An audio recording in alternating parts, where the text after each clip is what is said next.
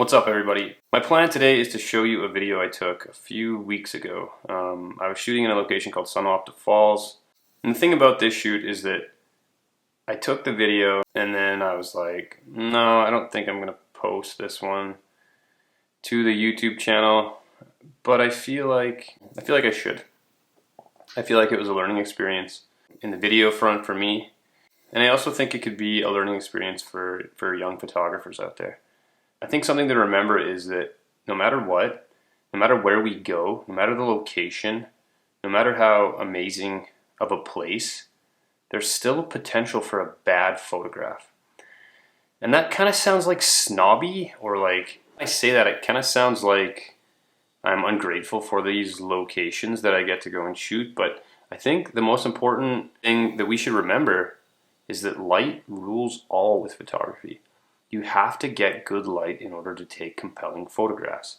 If the light is flat and just uninteresting, you're going to have difficulty. Now, this isn't just the case with landscape photography. It's the same case with any other style of photography, whether it's portraits, wildlife, macro. The light is essential. Good light makes a photograph.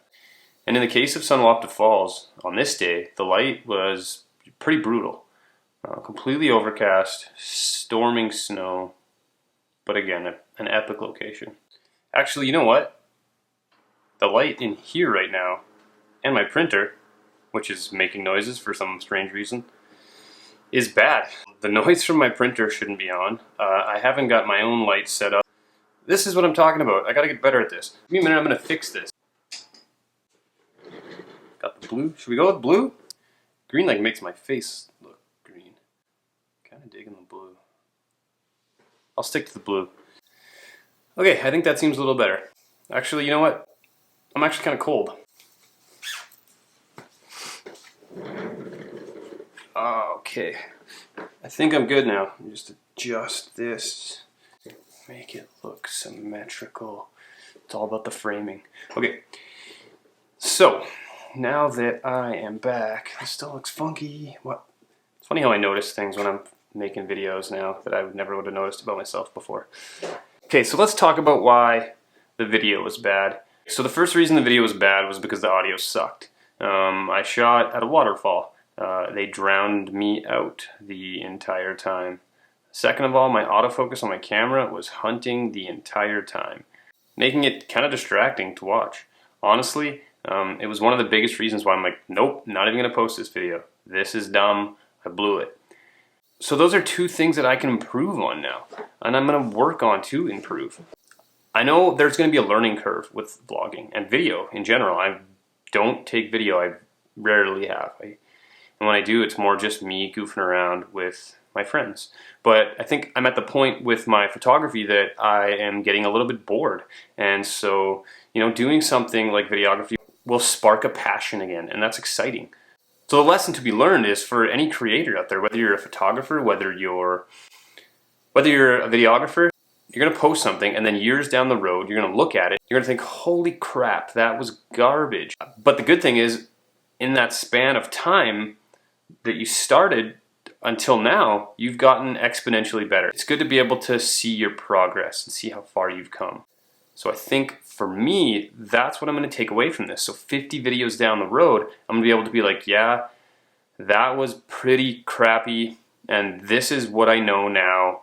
And wasn't it funny when I was really bad at this? I'm going to leave it there. We'll get over to the video at Sunwapta, and then when I get back, we'll talk more about the image that I took and what I think about it. So let's go over to the Sunwapta video now.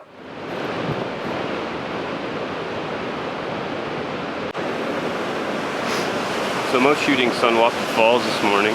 I've shot here a couple times, but I don't come here often.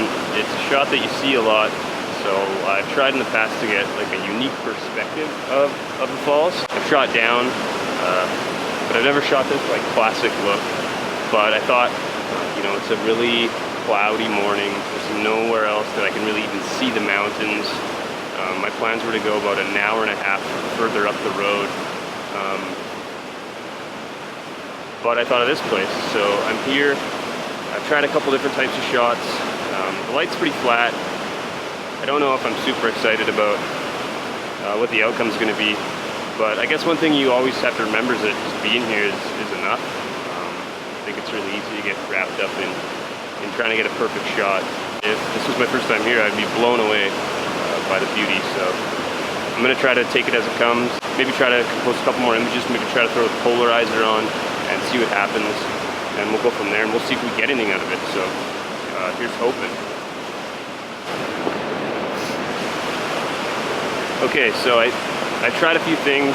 Got the 10-stop filter on, polarizer. I bumped my ISO to 200. Aperture's f8.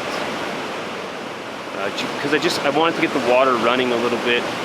But with the 10-stop at ISO 100 and my aperture at f11, I was getting about an 8-minute exposure, and that's really just too long for what I want to do here.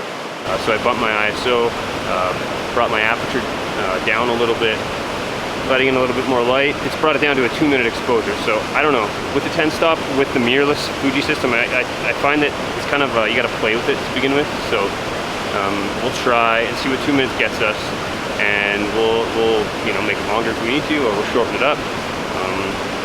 I do like my 10-stop. It is what I kind of call the rescue filter when things are kind of flat or uninteresting. I find you can do something with it. You can pull an image out of the bag sometimes. So we'll see how it goes. There's a few seconds left in this shot, and we'll take a look.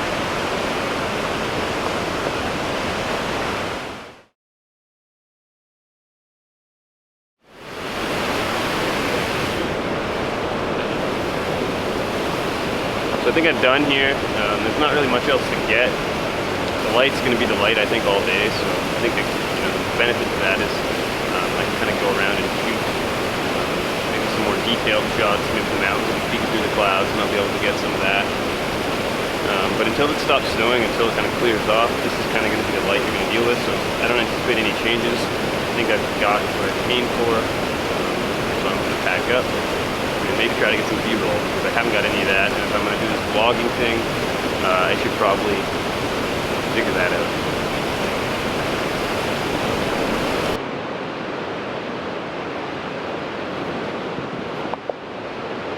Okay, so that's the video. Give me some feedback in the comments. I feel like YouTube is a good place for creators to share advice. I started this channel to give you my perspective on photography.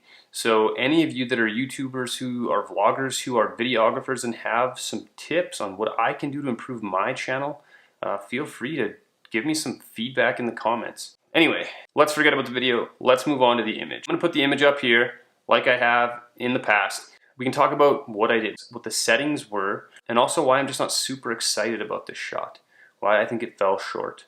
I shot this, it was a 14-second exposure at the base ISO of ISO 200 on the Fuji X-T2, and I used my 10-24 right at 10 millimeters.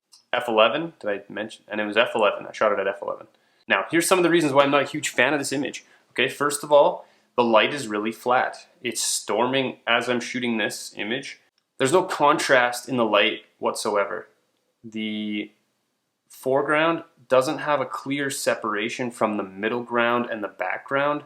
The foreground is this little chunk of rock, which goes this way, I guess, which normally would, I think, look really cool, but there's still ice formed up on the falls. There's not that separation between like foreground, middle ground, and background to create that depth. So to me, it feels just like a really flat image. Again, it's an epic location. It's a classic spot, and it's really a beautiful scene. Like, to be there when it's snowing, when the falls have started to run strongly again, it was actually gorgeous. And you know what? Guaranteed there's going to be other photographers who would have been able to get something they were super proud of and super pumped up about. But in this case, it just didn't happen for me. And the lesson to be learned for everyone is that that's going to happen. I would say less than half the time that I go out shooting, do I come away with an image that goes on my website, on my professional portfolio. And that's because everything has to line up. All these factors have to come into play. You have to have the right light. You have to have a good composition. You need a little bit of luck. Sometimes adverse weather conditions are helpful, but sometimes they're not. And in this case, they weren't. So that's it for this video. Thank you guys for watching. Those of you that are following me over from my other platforms, I appreciate you coming over and taking a look. And those of you that are new, awesome. I'm really happy you're here watching. Please like, please subscribe, and I'll see you in the next video.